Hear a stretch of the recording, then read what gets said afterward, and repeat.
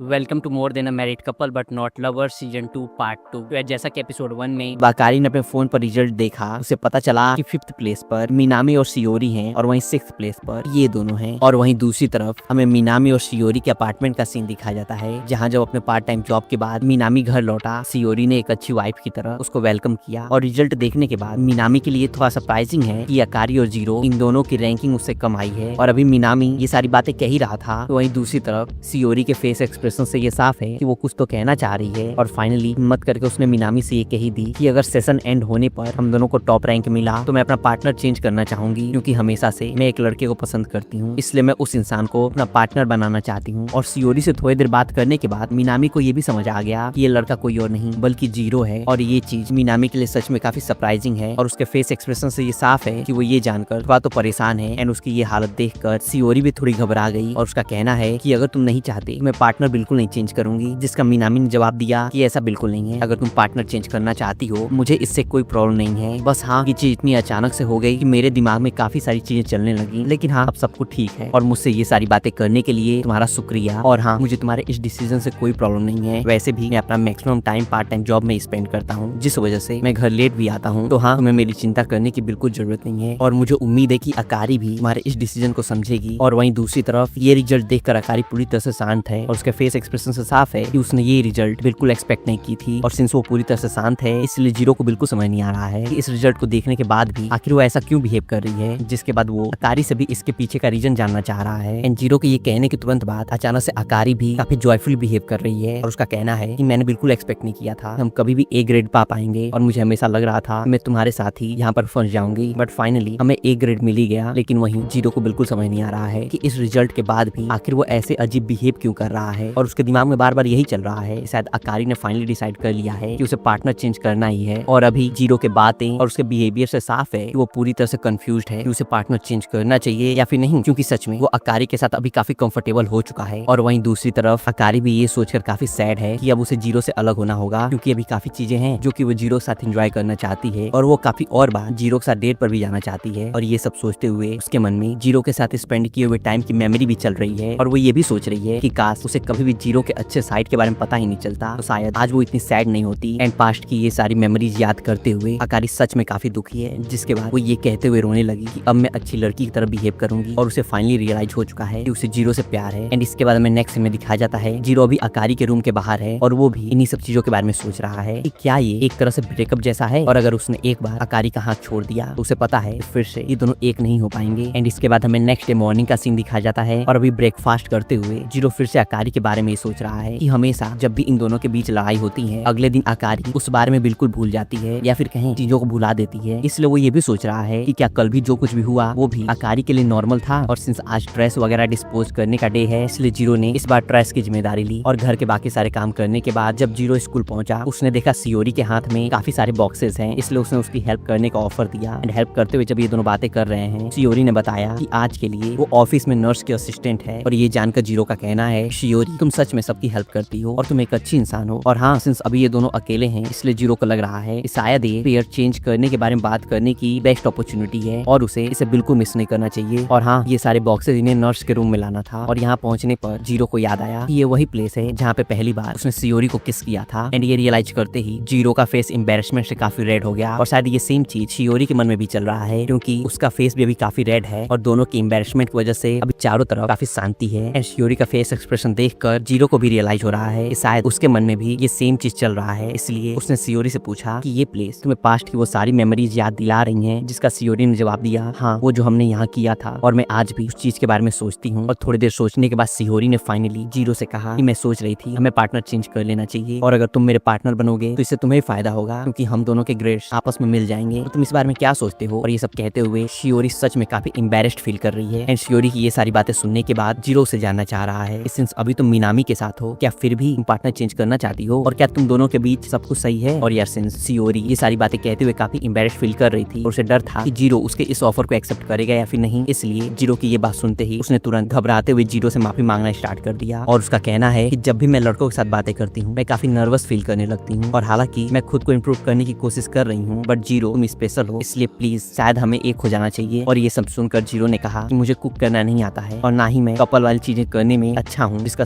सियोरी ने जवाब दिया, मैं खाना बना सकती हूँ और मुझे भी कपल जैसे बिहेव करना नहीं आता, तो हम दोनों साथ में सीख सकते हैं। और यार सिंस हमेशा से जीरो सियोरी के साथ ही ऐसे टाइम स्पेंड करना चाहता था, इसलिए उसने फाइनली सियोरी से कहा कि ठीक है, हर एक चीज के लिए थैंक यू और तुम अपना रैंक मेंटेन करने की अपनी पूरी कोशिश करना और मैं भी अपना बेस्ट दूंगा। और अभी ये दोनों बातें कर ही रहे थे कि वहीं दूसरी तरफ हमें दिखाया जाता है आकारी की फ्रेंड साची अभी नर्स ऑफिस में ही थी और वो इन दोनों की पूरी बातें सुन रही थी, जिसके बाद जाहिर है कि उसने ये सारी बातें नासुमी को भी बताई। और अभी ये दोनों बातें कर ही रहे थे, यहाँ आकारी भी आ गई और आकारी को डांटते हुए साची उसे जानना चाह रही है क्या तुमने जीरो से पार्टनर चेंज करने की बात की थी। और आकारी के फेस एक्सप्रेशन से इन दोनों को समझ आ रहा है कि उसने ही पार्टनर चेंज करने का आइडिया फिर से जीरो को दिया। और इन दोनों की बातें सुनने के बाद आकारी का कहना है मैं जीरो और शिहोरी के बीच बिल्कुल नहीं आना चाहती। एंड आकारी की ये बात सुनने के बाद साची उसे समझा रही है ये चीज जीरो को डिसाइड करने दो, तुम उन दोनों के बीच में आ रही हो या फिर नहीं। और ये कहने के बाद साची आकारी से ये भी जानना चाह रही है कि तुम पार्टनर को चेंज सिर्फ और सिर्फ जीरो की वजह से करना चाहती हो और वहीं तुम अभी भी जीरो के साथ ही रहना चाहती हो, है ना। जिसका साची ने जवाब दिया कि हाँ, मैं जीरो के साथ ही रहना चाहती हूँ क्योंकि मुझे जीरो पर क्रश है। और आकारी की ये सारी बातें सुनने के बाद नासुमी का कहना है कि ठीक है, अगर ऐसा है तुम्हारे पास जीरो को अपने प्यार में पागल करने के लिए सिर्फ और सिर्फ 2 वीक है और तुम्हें इन 2 वीक्स में कुछ ऐसा करना होगा जिससे जीरो तुम्हारे लिए ऑब्सेस्ड हो जाए। और नासुमी की ये बात सुनकर साची को लग रहा है कि जीरो वर्जिन है तो शायद इस चीज का फायदा उठाया जा सकता है। और ये सुनकर जाहिर है कि आकारी सच में काफी एम्बैरेस्ड फील कर रही है और उसका फेस पूरी तरह से रेड हो चुका है। और वहीं नासुमी का कहना है कि मेरा ये कहने का बिल्कुल मतलब नहीं था, बल्कि मैं चाहती हूँ कि आकारी तुम अपनी पूरी कोशिश करो इस 1 मंथ में जीरो तुमसे प्यार करने लगे। एंड इन दोनों की ये सारी बातें सुनने के बाद आकारी ने भी डिसाइड कर लिया है कि वो जीरो को अपना रियल लव दिखाएगी और एक रियल वाइफ की तरह ही बिहेव करेगी। एंड नाउ इस प्लान को आगे बढ़ाने से पहले साची आकारी और नासुमी के साथ कैरियोके जाना चाहती है। और आकारी के थोड़े आगे निकलने के बाद साची ने नासुमी को समझाया कि हम दोनों आकारी से ये चीज छुपा के रखेंगे कि जीरो शियोरी को पसंद करता है और इन दोनों ने पार्टनर चेंज करने के बारे में बातें की हैं। एंड इसके बाद हमें नेक्स्ट सीन में दिखाया जाता है आकारी अपने फ्रेंड्स के साथ कैरियोके में एंजॉय करने के बाद फाइनली घर वापस आ चुकी है और घर में एंटर करते ही उसे जीरो ने वेलकम किया और वो जानना चाह रहा है क्या तुम नहाने जा रही हो और हाँ, तुमने कैरियोके में अपने फ्रेंड्स के साथ कुछ खाया है या फिर नहीं। और अचानक से जीरो को देखकर किसी रीजन की वजह से आकारी का फेस रेड हो गया और जैसे ही जीरो ने आकारी के हाथ में काफी बड़ा बैग देखा, वो जानना चाह रहा है कि आखिर इसमें है क्या, बट आकारी बिना उसे जवाब दिए जल्दी से अपने रूम में चली गई। और आकारी के रूम में जाने के बाद में फ्लैशबैक दिखाया जाता है जब आकारी अपने फ्रेंड्स के साथ कैरियोके में थी। उसके फ्रेंड्स ने उसे एक बैग देते हुए कहा सिंस हमेशा जीरो के साथ तुम ही इनिशिएटिव लेती हो, इसलिए इस बार एक दिन के लिए उसकी हर एक ख्वाहिश को पूरा करो। और अभी अपने रूम में जब आकारी ने इस बैग को खोला, हमें फाइनली पता चला कि इसमें एक मेड कॉस्ट्यूम है जो कि साची ने उसे दिया है और वो चाहती है ये पहनकर आकारी जीरो के सामने जाए। बट जाहिर है कि इस मेड कॉस्ट्यूम को देखकर ही आकारी काफी एम्बैरेस्ड फील कर रही है। एंड इसके बाद हमें नेक्स्ट सीन में दिखाया जाता है जब जीरो शॉपिंग करने के बाद घर लौटा, सिंस वो अपना की घर पर ही भूल गया था, इसलिए अभी वो डोर नॉक कर रहा है। और जैसे ही आकारी ने दरवाजा खोलते हुए उसे वेलकम किया, उसे मेड कॉस्ट्यूम में देखकर जीरो सच में काफी शॉक्ड और सरप्राइज्ड है और साथ ही उसके लिए ये चीज काफी एम्बैरेसिंग भी है। और हाँ, सिंस अभी ये दोनों घर के बाहर हैं, इसलिए जीरो ने तुरंत आकारी का हाथ पकड़ते हुए उसे घर में लाया और अंदर रूम में ले जाते ही वो आकारी को डांटते हुए कह रहा है कि क्या तुम पागल हो गई हो और तुमने ये कैसा ड्रेस पहना है। क्या होता अगर किसी ने तुम्हें इस ड्रेस में देख लिया होता। और ये चीज आकारी को काफी अच्छी लग रही है, जीरो को उसकी चिंता है। और अभी आकारी ये सब कह ही रही थी, तभी जीरो ने कहा कि तुम्हें इस ड्रेस में देखकर लोग मुझे अजीब ही समझेंगे। और जीरो की ये बात सुनकर आकारी ने कहा ये ड्रेस मैं ट्राई करना चाहती थी, इसलिए चेंज करने के बाद मैं तुम्हारा घर आने का वेट कर रही थी और वैसे भी ये ड्रेस मुझे सूट करता है ना।